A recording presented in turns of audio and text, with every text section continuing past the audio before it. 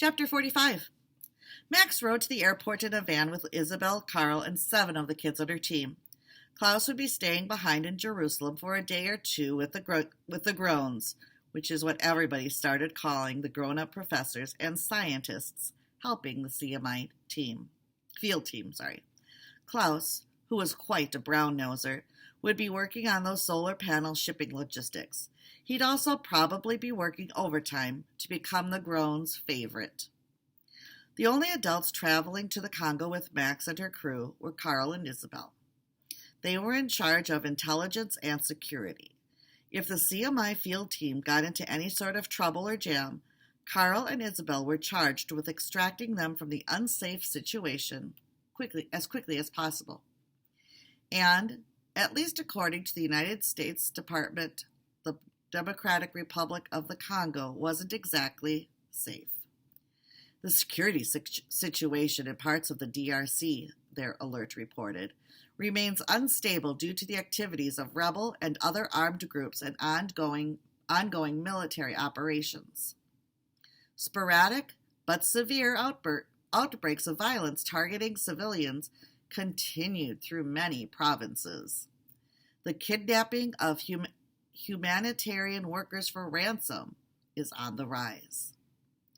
Great, thought Max, when she read the State Department travel warning. We're humanitarian workers funded by a mysterious but extremely wealthy benefactor.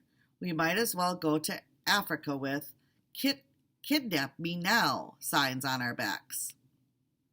The van entered a secure section of the airfield, parked alongside a very sleek and stealthy-looking aircraft. "It's the benefactor's private jet," said Carl, as everybody tumbled out of the vans to grab their duffel bags and gear. "It looks like a spaceship," said Toma, the budding Chinese astrophysicist. "Almost," said Isabel. "It currently has a ceiling of about 9 miles. That's a fifth of the way to what we call space," said Toma. "Of course a jet can't fly in space. Jets need oxygen." "Yeah," said Keto. "Me too." "Board up, folks," said Carl. "It's nearly 3,000 miles to Lubumbashi." Jets usually fly at about 30,000 feet, which is about 6 miles. So this is quite a bit above that. So when you ride on a plane to go on a vacation or see somebody, you're in a part of the atmosphere with oxygen. "Is there food on the plane?" asked Keto. "There are meals ready to eat in the galley." "MREs?" Keto wrinkled his nose like he smelled something extremely bad. "Rations? Like they eat in the army?" "Yes," said Isabel. "At CMI, we like to put our money into helping people, not helping ourselves to luxury items such as gourmet airplane meals." "That's the way it should be," said Max. "But maybe next time we could splurge for a couple pizzas? Maybe Chinese food?" "Point taken," said Carl. A CMI cargo crew loaded luggage and trunks filled with scientific gear into the belly of the plane. Max and her team climbed up the steep staircase and found seats in the cabin of the jet. They were comfortable, but nothing fancy. "The benefactor has designed this plane to be extremely fuel efficient," said Isabel, taking the seat next to Max. Carl strapped in across the aisle. "The less weight there is, the less fuel we need to burn." "You guys are riding back here?" asked Max. "That's right." "So who'll be the pilot?" Carl grinned. "This plane doesn't need pilots. It's totally automatic." "Think driverless car," added Isabel, "except in the air." "You're kidding." They both shook their heads.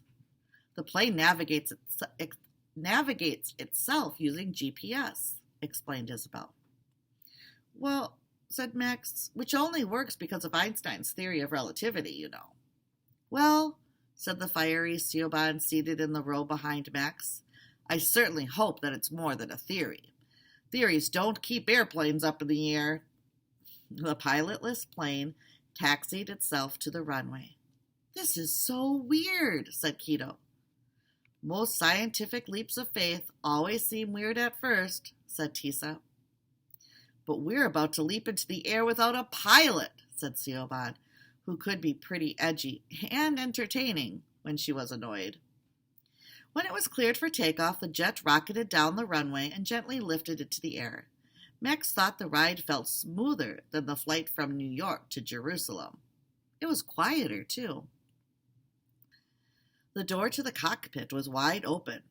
Everybody could see the yoke and rudder pedals and throttle and all sorts of sliding levers gliding through their automated moves.